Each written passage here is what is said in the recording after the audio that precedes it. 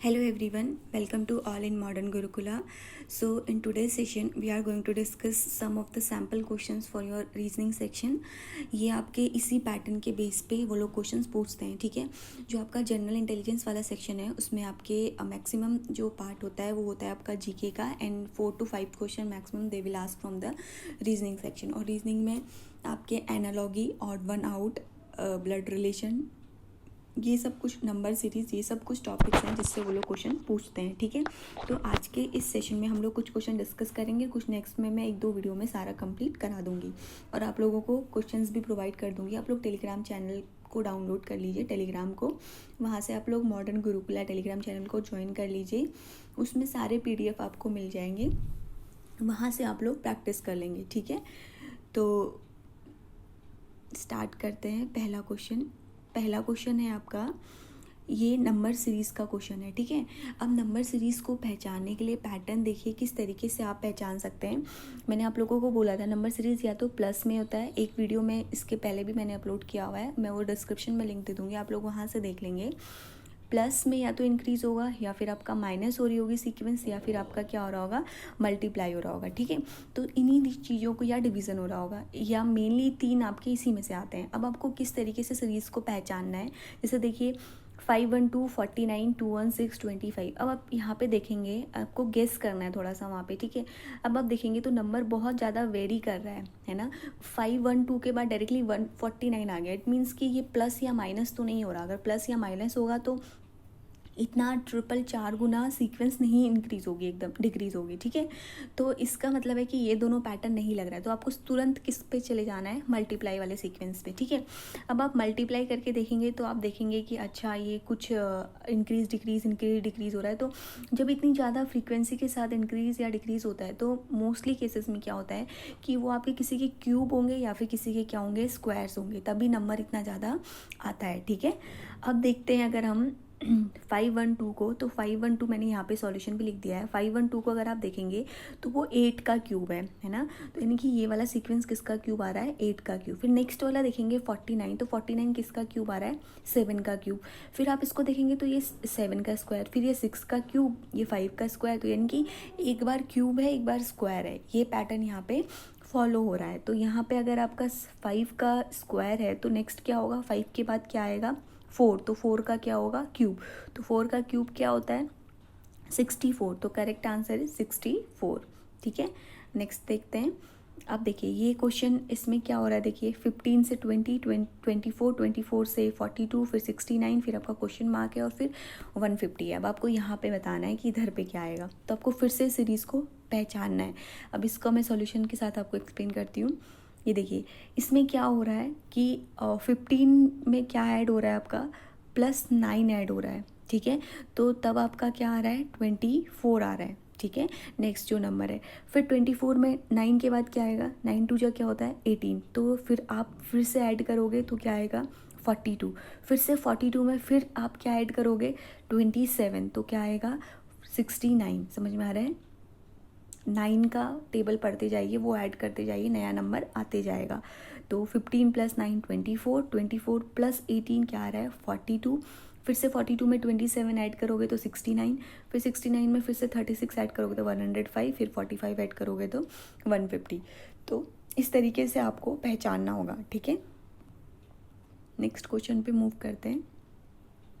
इसमें आपको फिर से सीरीज़ का क्वेश्चन है, 8 24 12 36 18 54। नेक्स्ट सीक्वेंस आपको बतानी है। तो इस सीक्वेंस में क्या हो रहा है, आपका जो नंबर हैं वो अल्टरनेटिवली मल्टीप्लाई हो रहे हैं 3 से एंड डिवाइड हो रहे हैं 2 से, ठीक है। इसको आप लोग एक बार ट्राई करेंगे, मैंने यहाँ पे सॉल्यूशन तो लिख दिया है कि कैसे हो रहा है।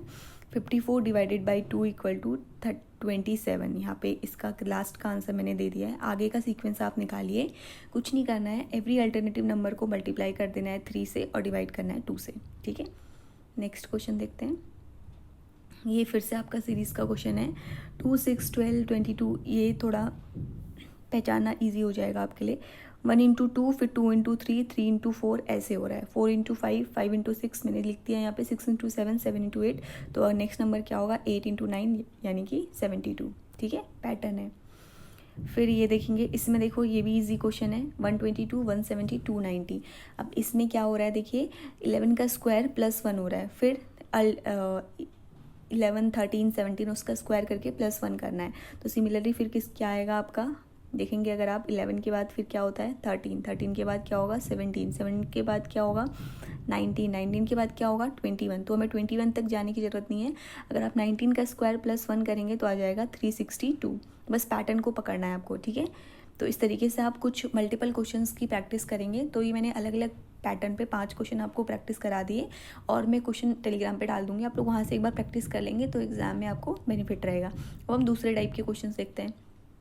ये देखिए एनालॉगी के क्वेश्चंस होते हैं, ये इजी होते हैं बहुत ज़्यादा, और स्कोरिंग भी होते हैं। जैसे देखिए इसमें आपको ऊपर का पैटर्न पकड़ के रिग्रेट का बताना है, यहाँ पे क्या होगा। जैसे फॉरकास्ट फ्यूचर है तो रिग्रेट क्या होगा, इसका मतलब है past. Correct answer is C. फिर इसी तरीके से देखिए ये भी इजी है, कैटर फूडर फिश क्या होगा आपका बताना है। फिश क्या होती है आपकी, प्लैंकटन। फिर नेक्स्ट देखते हैं। अब ये दूसरे, इसी को आपका इस तरीके से भी क्वेश्चन पूछ देता है, जैसे tennis is related to court in the same way boxing is related to, इस तरीके से पूछते हैं, ठीक है। तो इसका करेक्ट आंसर होगा आपका रिंग बी। फिर इसी तरीके से देखिए अगला क्वेश्चन है, drama is related to scene तो same way book is related to what. या तो आपको इस तरीके से दे देंगे डॉट के फॉर्म में, या फिर आपको इस तरीके से लिख कर दे देंगे, ठीक है। तो ये होगा आपका सी चैप्टर। फिर उसके बाद नेक्स्ट क्वेश्चन है देखिए, which of the following is the same as Norway, Poland, Spain. इस तरीके से भी पूछ देते हैं। सेम वे क्या होगा, ये कैपिटल्स हैं तो फ्रांस।